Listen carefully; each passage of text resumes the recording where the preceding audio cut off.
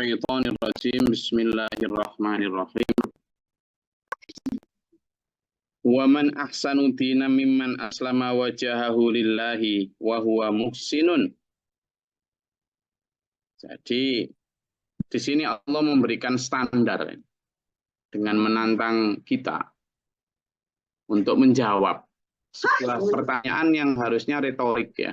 Pertanyaan retorik itu pertanyaan sebenarnya nggak perlu jawaban karena udah mafhum jawabannya. Misalnya ditanya itu, misalnya pertanyaan retorik itu seperti gini. Lebih ganteng mana Jeffrey Nicole sama Mandra misalnya. Kan kita pakai standar umum ya. Kalau menurut istrinya Mandra ya lebih ganteng Mandra. Kan daripada Jeffrey Nicole. Tapi kan kita pakai standar umum, standar yang diketahui umum. Misalnya lebih cantikan mana?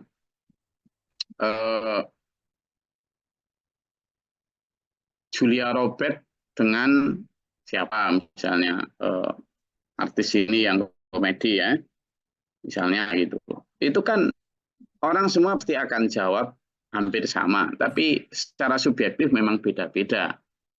Nah, kenapa saya kasih misalnya lebih kaya mana Warren Buffett atau Elon Musk dengan Pak Imin misalnya. Seorang yang nggak punya apa-apa di sebuah pelosok desa di daerah Ngawi misalnya. Nah, orang jawabannya akan pasti seragam itu. Karena standar kaya, standar cantik, itu hampir semua sama. Meskipun di beberapa kasuistik beda gitu ya.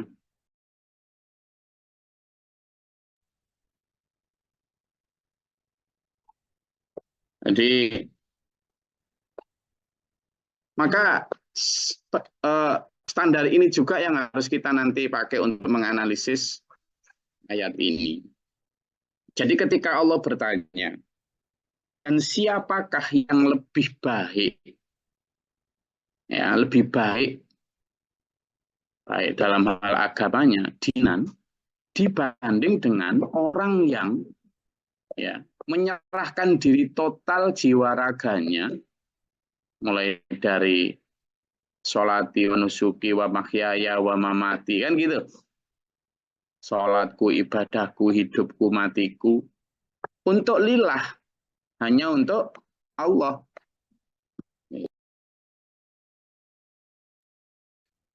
Jadi bagaimana memandang ayat ini sebagai bentuk pertanyaan retorik?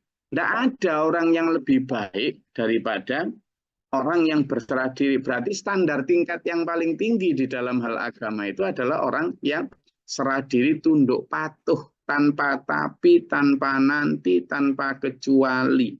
Wes. Itu. Nabi Muhammad mencium Hajar Aswad. Semua ya tahu itu batu itu kan. Bagaimanapun itu batu, meskipun batu dari manapun ya dia batu yang benda mati itu. Batu yang tidak memberikan manfaat apa-apa. Maka ketika Nabi Muhammad mencium Hajar Aswad, Umar bin Khattab ya mencium tanpa loh kok kenapa nggak pakai gitu. Bahkan ketika pencium pun sambil bicara, kalau seandainya bukan karena Nabi Muhammad SAW yang mencium kamu, wahai batu, aku nggak sudi nyium kamu. Apa manfaatnya? Gitu. Nah, ketaatan tanpa tanya, tanpa question mark seperti ini, itu yang dituntut sebagai prasyarat kita untuk disebut Islam. Islam. Makanya di sini disebut orang yang aslama. Apa aslama itu? Aslama itu artinya apa coba? Islam itu makna yang paling utama adalah serah diri, tunduk patuh. Nah, itu loh. Jadi Islam itu enggak hanya sekedar syahadat di bibir, sholat di tubuh, puasa di perut, gitu, zakat dipaksa, haji untuk status. Bukan hanya itu, apalagi hanya membatasi diri dengan Islam dengan singkatan Isya, subuh, L itu zuhur katanya, luhur, asar, maghrib. Jadi Islam itu Isya, subuh, S-nya itu subuh, asar, maghrib. Pokoknya wis ngelakoni limo itu wis. Ya, itu memang satu di antara rukun Islam. Untuk sampean disebut Islam, kalau nggak melakukan itu, ya nggak Islam. Rukun itu kan pillars. Pillars itu ya sebagai penyangga utama. Dan kalau nggak ada itu ya roboh. Berarti nggak jadi bangunan Islamnya. Maka itu menjadi pilar yang utuh. Nggak bisa kok kemudian satu di antaranya saja yang dikerjakan. Nggak bisa. Nggak bisa. Aku mau syahadat tapi sholat nanti dulu. Ya nggak bisa begitu, Mas. Karena syahadat itu memiliki arti aku bersaksi dan aku berjanji, kan nggak hanya bersaksi. Kan? I bear witness, kan gitu. Saya bersumpah juga itu. Untuk menjadikan engkau ya Allah sebagai satu-satunya Tuhan yang aku sembah dan aku taati. Aku jadikan prioritas utama, on the top priority. Dalam hal pertimbangan apapun dalam hidupku, peraturanmu ya Allah. Gitu kita syahadat itu. Nah artinya berarti ketika kita kemudian dalam hal berdagang, dalam hal menikah, mendidik anak, di dalam hal berpolitik, di dalam hal berbicara, mandi, makan, segala macam itu memakai peraturan Tuhan sebagai prioritas utama. Kan begitu itu syahadat. Itu loh. Jadi itu menjadi satu kesatuan. Jadi aslama yang dimaksud di sini itu adalah aslama yang keserah diriannya merujuk kepada innas sholati wa nusuki wa mahyaya wa mamati lillahi rabbil alamin la syarika lahu wa bidzalika umirtu apa wa ana minal muslimin. La syarikalah, tidak ada sekutu baginya. Wa bidzalika umirtu, dan untuk terhadap yang demikian itu umirtu, aku diperintah, aku siap ya Allah diperintah. Wa ana minal muslimin, dan aku adalah bagian dari orang yang aslama tadi, yang serah diri tunduk patuh. Le. Le. Ini yang ngaji mesti muslim semua ini. Insya Allah lah ya. Kecuali kalau ada intel yang memang sedang ingin mendengarkan. Tapi saya berhusnudon semuanya muslim. Maka standar Islam seperti itu dulurku semua yang sedang kita kejar. Kenapa Gus Lori bilang begitu? Karena coba lihat. Wa huwa muhsinun. Jadi bukan hanya mimman aslama wajahahu lillah. Coba ya, kita urut ya. Pertama, aslama tadi. Di situ kan disebut wa ana minal muslimin. Sampai ketika takbiratul ihram itu loh, wa ana minal muslimin. Itu adalah aku bagian dari orang yang memilih untuk tunduk patuh. Memilih tanpa tapi terhadap semua perintahmu ya Allah. Memilih untuk meninggalkan semua laranganmu tanpa kecuali ya Allah. Memilih untuk melaksanakan sami'na wa ato'na right after, gitu istilahnya. Langsung pada saat itu sami'na kami mendengar, wa ato'na kami taat. Tanpa nanti. Diperintah bertutup aurat. Nantilah kalau aku sudah haji. Tidak ada gitu, tidak ada gitu. Tidak ada gitu. Kenapa? Iya kalau hidupnya nyampe haji. Nah kalau enggak, nantilah ketika diajak sholat kalau sudah tua. Dulu. Lah iya kalau zaman sampai tua. Gitu. Jadi tanpa nanti. Sami'na wa atoknya itu right after. Begitu mendengar perintah kebaikan, langsung dilaksanakan. Nah kesana aslama itu dulur kita. Lalu wajahahu lillah. Sampean dan saya yang pakai takbiratul ikram misalnya. Saya sih pakai dua-duanya ya. Kadang Allah Akbar kabiro dan seterusnya itu. Kadang Allah ma'ba'id baini wa baina khotoya dan seterusnya itu. Yang memakai misalnya takbiratul ikram juga sama-sama ada dasarnya hadisnya itu ya. Ketika ini wajah tu wajhiyah. Coba kalimatnya kan itu. Ini sesungguhnya aku wajah tu menghadapkan wajhiyah wajahku. Nah di sini kalimatnya mimman aslama wajhahu. Kalimatnya sama. Apa yang dimaksud wajah? Wajah ini tuh ini loh. Nah, lihat wajah saya. Meskipun nggak terlalu ganteng, anggap aja ganteng lah. Wajhahu, wajah ini wajah tu wajah. Ketika aku menghadapkan wajahku ini ya Allah, lilladzi fataras samawati wal ard. Kepada zat yang menciptakan langit dan bumi. Itu sebenarnya kalau pada saat sholat memang wajah ini. Wajah apa? Wajah jasad ini. Tetapi sebenarnya kita sedang mengatakan bahwa aku menghadapkan seluruh pandangan hidupku. Nah, aku menghadapkan seluruh fokus dari nyawa dan jasadku ini ya Allah untuk menyembahmu, untuk taat tunduk padamu, gitulah. Jadi wajah itu, aku menghadapkan wajahku, wajihia wajahku ini, lilladzi fataras samawati wal ard, kepada zat yang menciptakan langit dan bumi. Ini kan gitu. Wajahahu lillah. Jadi menghadapkan, menyerahkan dirinya, baik sholati wa nusuki wa mahyaya wa mamati, ibadahku, sholatku, termasuk hidup dan matiku. Loh, kalau sudah hidup dan mati itu kan semuanya tuh loh. Tidak hanya nyawa, tapi seluruh hidup, apalagi cuma harta. Apalagi cuma harta, tenaga, waktu. Jadi Islam sekualitas itu yang dituntut. Wa huwa muhsinun. Dan dia berbuat baik, kata Allah di sini. Dan ini, ya, sekarang gimana sih Gus? Pakai standarnya siapa? Nggak usah saya yang ngomong. Allah selanjutnya berfirman. Wattaba'a millata Ibrahima. Dan dia mengikuti millata Ibrahim. Apa? Agama Ibrahim.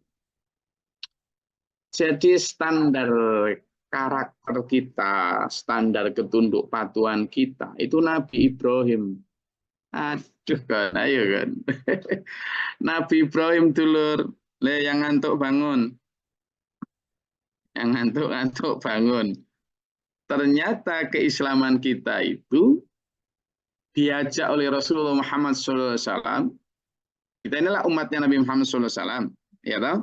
Umatnya siapa? Nabi Muhammad Sallallahu Alaihi Wasallam.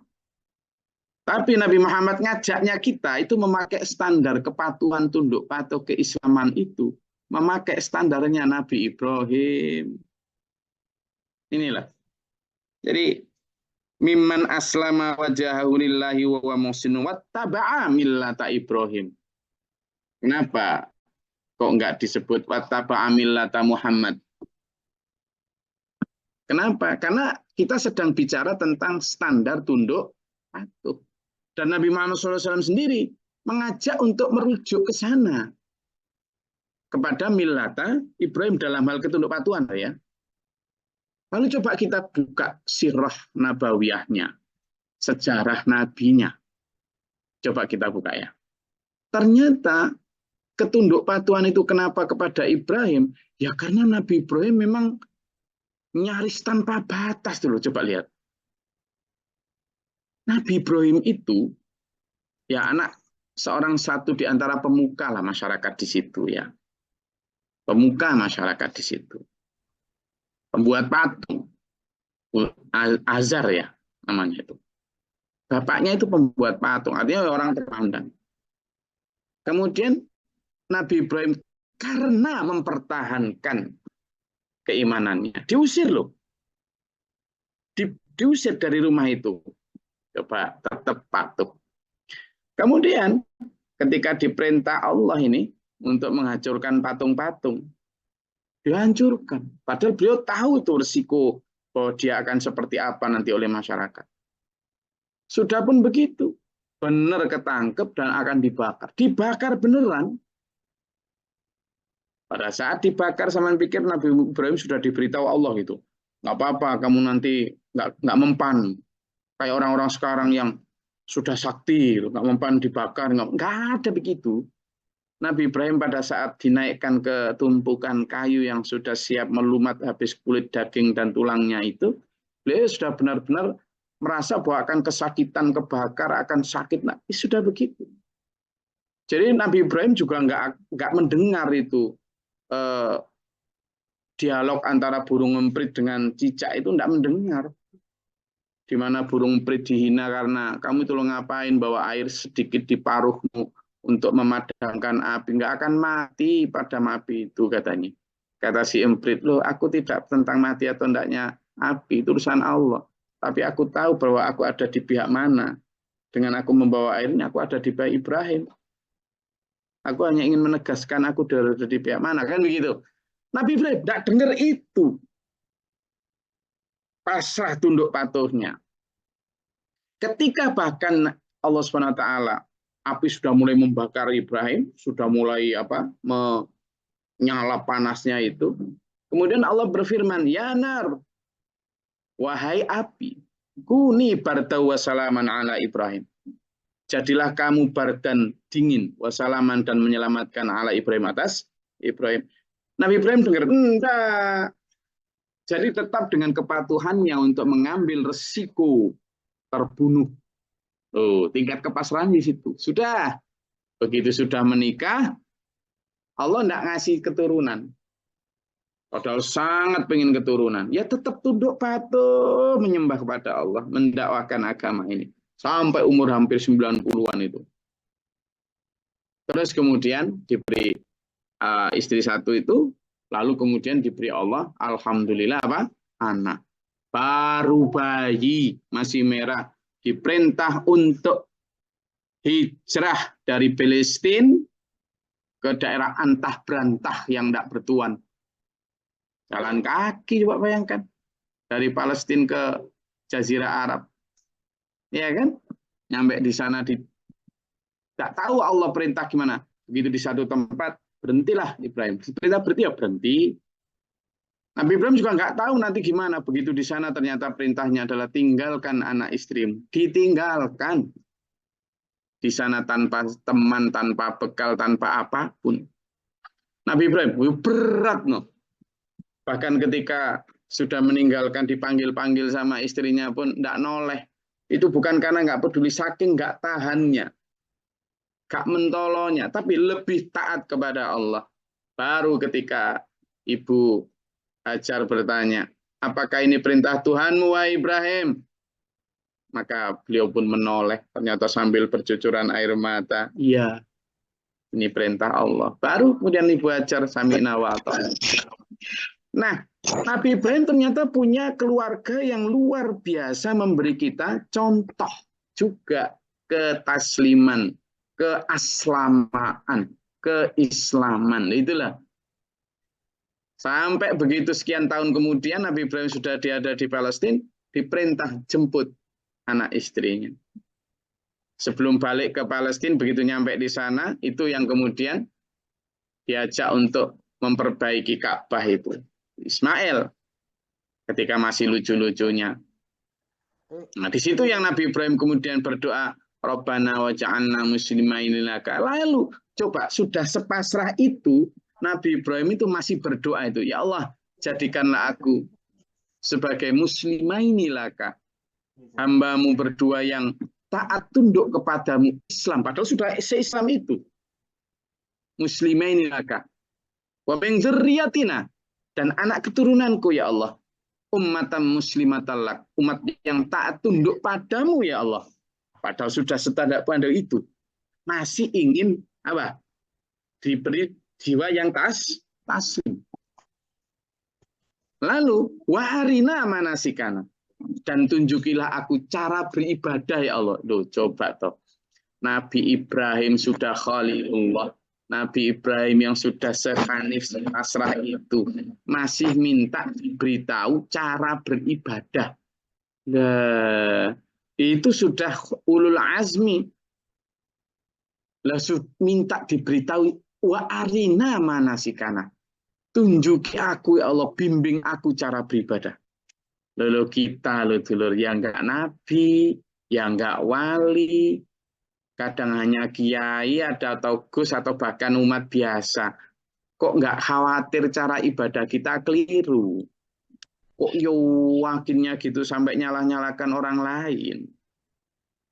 Nah itu loh Nabi Ibrahim sudah sedemikian masih minta dibimbing Allah apa cara ibadah karena takut keliru, khawatir salah. Nah itu loh kenapa kita diperintah untuk itu. Lalu setelah kita diperintah untuk mengikuti agama Ibrahim tadi, setelah selesai merenovasi Ka'bah, baliklah ke Palestina. Diperintah Allah juga. Di sana berdakwah lagi. Di sana juga kemudian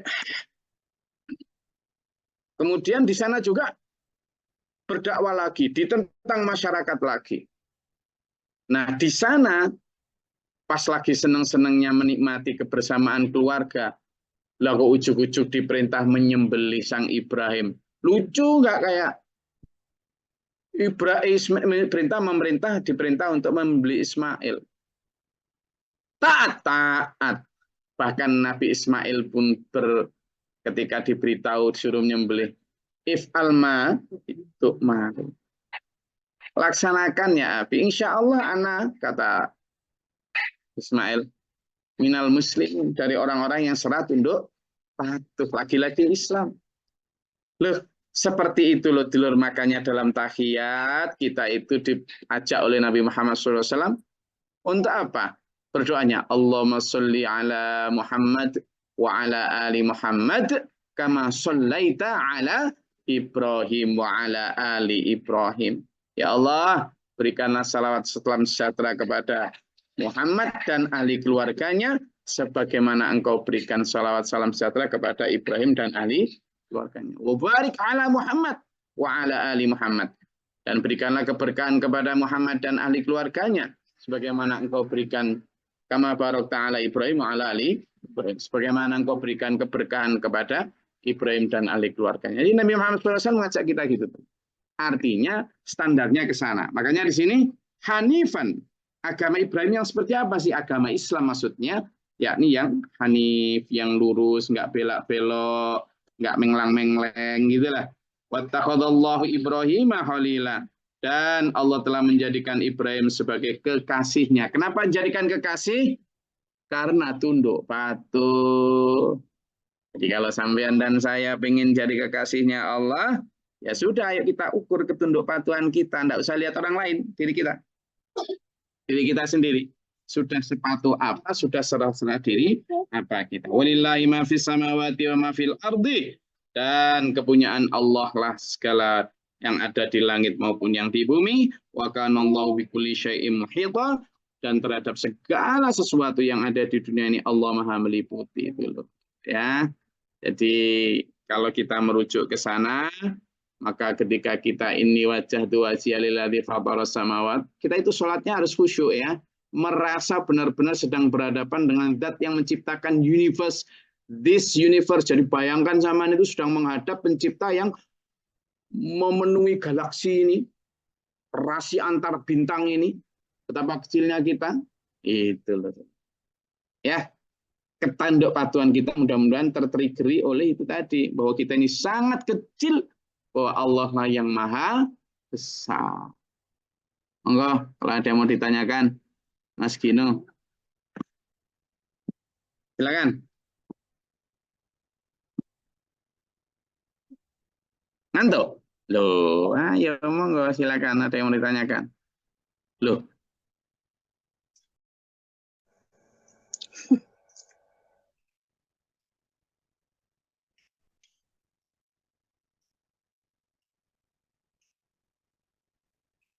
Dalam Gus. Monggo silakan Bu Indi, silakan Bu Indi. Assalamualaikum warahmatullahi wabarakatuh. Waalaikumsalam warahmatullahi wabarakatuh. Menika kados pundi Gus nggih menawi di lingkungan masjid sekitar saya itu ada kegiatan megengan gitu loh Gus. Itu gimana Gus ya? Apa itu termasuk perbuatan syirik atau mana Gus? Boleh enggak ya? Jadi megengan itu dalam beberapa daerah itu beda-beda namanya ya. Kalau saya dulu waktu di Aceh itu disebut meugang. Itu memang bersyukur menyambut Ramadan, kemudian bikin apa ya, bikin masakan bersama lalu dibagi bersama. Kalau dalam hal konteks bahwa kita ini bersyukur menyambut Ramadan, berdoa bersama dan lain sebagainya, tidak apa-apa itu. Tidak apa-apa. Asalkan tidak dicampur dengan hal-hal kesyirikan yang lain. Jadi benar-benar dalam rangka menyambut Ramadan, ayo berdoa kepada Allah, masak bareng, kemudian bersama-sama agar kita diberi kesehatan jasmani rohani, diberikan kekuatan untuk menjalani Ramadan sebulan penuh, sudah. Dan berdoanya jangan dikasih ritual-ritual yang kemudian sudah ada urutannya gitu, yang kemudian itu menjadi ibadah tertentu, tidak apa-apa sebenarnya. Itu kan sehari menjelang puasa sebenarnya. Kemudian bawa makanan semua, asal jangan dibawa kemana-mana. Kemudian dibawa nanti ke kuburan, ke makam siapa. Nah itu yang kemudian menjadi sesuatu yang berbeda maknanya. Jadi ya itu pertama. Lalu jangan, yang kedua, jangan diwajibkan. Jangan diwajibkan.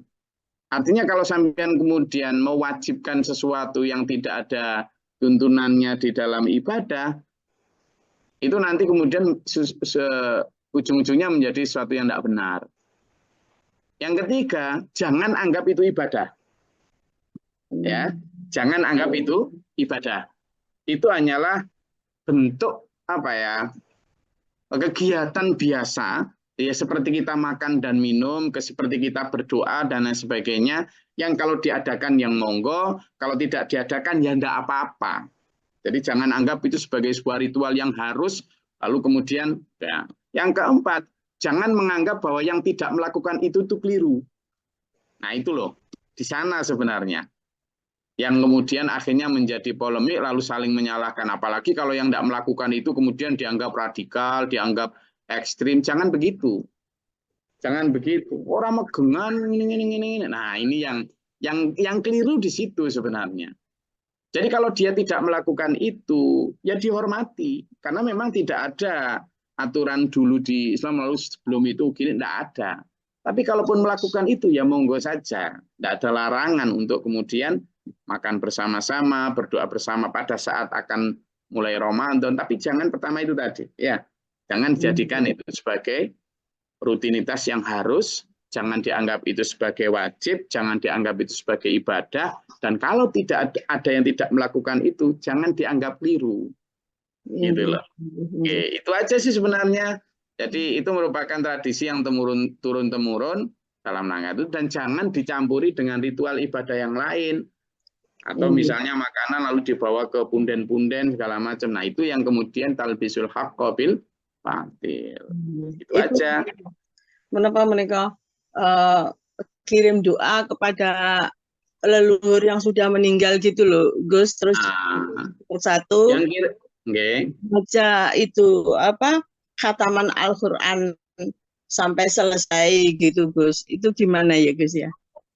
Jadi itu tadi makanya saya bilang ketika ritual-ritual yang sampean berdoa untuk mendoakan yang sudah meninggal, yang sama muslim ya, yang wafat husnul khotimah, itu monggo saja, tapi jangan dibatasi hanya ketika akan Ramadan misalnya begitu ya, ketika akan apa dan lain sebagainya. Jadi waktu-waktu yang kemudian ditentukan seperti sholat gitu, ada sholat 5 waktu lalu ada, nah yang seperti itu yang nanti akhirnya jadi polemik ini ketika kita tidak menemukannya di dalam Quran, hadis maupun tuntunan para imam, misalnya Imam Syafi'i, Imam Malik, Imam Hanafi, Imam Hambali. Kita ini kan juga bermadzhab toh ya, bersanad ke sana gitu. Nah sehingga silakan, tetapi jangan kemudian membuat aturan yang seolah-olah itu harus wajib, nanti mendoakan ini, mendoakan itu bagus ya, tapi jangan dibatasi waktunya. Waktunya itu nanti seperti ini, nanti doanya seperti ini. Nah itu kan membuat aturan ibadah baru jadinya, gitu loh. Itu jadi sebenarnya sesuatu mendoakan bukan sebutannya bukan leluhur ya, orang tua kita lah ya. Kita kan tidak tahu juga orang leluhur kita dulu seperti apa ya. Kurangnya adalah orang tahu yang kita tahu betul bagaimana perilaku, bagaimana dulu wafatnya seperti apa, sehingga mendoakannya berdasar li wali walidaya wali jami'il muslimin wal muslimat al ahya'i minhum wal amwat. Astagfirullahaladzim. Jadi kepada orang tua kami, muslimin muslimat, mukminat, dan orang-orang yang sudah meninggal, baik muslim maupun mukminat, yang hidup maupun yang mati, gitu kan. Astagfirullahaladzim, ampunilah dosa mereka ya Allah. Boleh, tetapi ya itu tadi, jangan dibatasi hanya pada waktu-waktu tertentu, karena kalau waktu itu tidak ditentukan oleh Nabi Muhammad melakukan, ya berarti kita waktu kapanpun gitu. Sehingga jangan sampai menjadi ritual yang seolah-olah diwajibkan itu loh. Nah, mewajibkan sesuatu yang tidak diatur Allah itu loh yang kemudian menjadikan kita itu berpolemik gitu. Iya, matur nuwun, Gus. Ada lagi?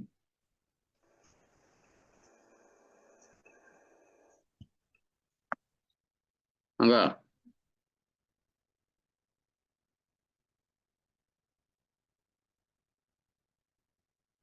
Sudah? Clear? Bu Kurniati, silakan. Coba tadi nyalain mikrofon Bu Siti Kurniati. Ya, ada yang mau ditanyakan? Silakan.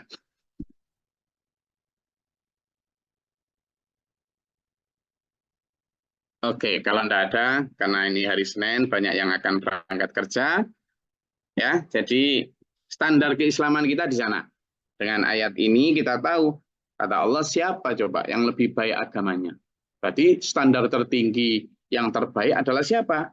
Man aslama wajahahu lillah, orang yang sudah tunduk patuh menghadapkan seluruh pandangan hidupnya kepada Allah. Maka Abi Mohtar, Pak Guru Mohtar dulu pernah gini, ayo banting setir. Ayo mengarahkan pandangan hidup ya kita kepada Allah. Jadi ini wajah tu wajiyalilladzi fataras samawati wal ardh tadi dengan cara apa? Hanifan. Apa? Tunduk, condong, musliman, tur pasrah gitu kalau dalam bahasa Jawa. Tunduk, patuh, pasrah total pada aturannya Allah. Saya rasa itu kajian kita. Karena kita diperintah untuk wattaba' millata Ibrahim wa huwa muhsinun, dan berbuat baik tidak hanya dalam ucapan tapi dalam tindakan. Wa huwa muhsinun wattaba' millata Ibrahim, dan mengikuti agama Islam yang sejak dulu dibawa Nabi Ibrahim alaihissalam sampai kemudian Nabi kita Muhammad sallallahu alaihi wasallam. Semoga Allah merahmati kita, menuntun kita dalam siratal mustaqim, menjaga kita dari serangan jin, setan, iblis, dajjal, dan para sekutunya. Kita diselamatkan jasmani rohani kita, sehatkan jasmani rohani kita, diselamatkan dunia akhirat kita. Amin. Allahumma sholli wa sallim barik. Allahumma firil mu'minin wal mu'minat wal muslimat wal ahya muslim. Allahumma ahdina fi man hadait wa afina fi man afait wa lana fi man tawallait. Wa barik lana fi ma atait wa qina syarra ma qadait fa innaka taqdi wa la yuqda alayk. Astaghfiruka wa atubu ilaika wassalamu. Allahumma darfa'na al-bala wal waba wa dal hasdina min al-jinni wa syaitan jamin kufara rabbana natina wa lana sabina. Rabbana inna sami'na munadiyan lil imani ana min rabbihim fa amanna rabbana fa'amin. Firana sayyidina. Rabbana ja'alna muslimina laka wa min dzurriyyatina ummatan muslimatan laka wa arina muslimin. Mawta lana babas sama wa rahmatika Allahumma anzil alaina rahmatan wa barakat wa tilantara. Rabbana man faktubna ma syahidin rabbana la tuzigh qulubana ba'da idh hadaytana wa hab lana min ladunka. Rabbana waj'alna muslimina laka wa min dzurriyyatina ummatan muslimatan laka wa arina muslimin. Rabbana atina fid dunya hasanah wa fil akhirati hasanah wa qina adzabannar. Subhana rabbika rabbil izzati amma yasifun, salamun alal mursalin. Alhamdulillahi rabbil alamin. Wassalamualaikum warahmatullahi wabarakatuh. Waalaikumsalam warahmatullahi wabarakatuh. Allahumma arhamna bil Qur'an.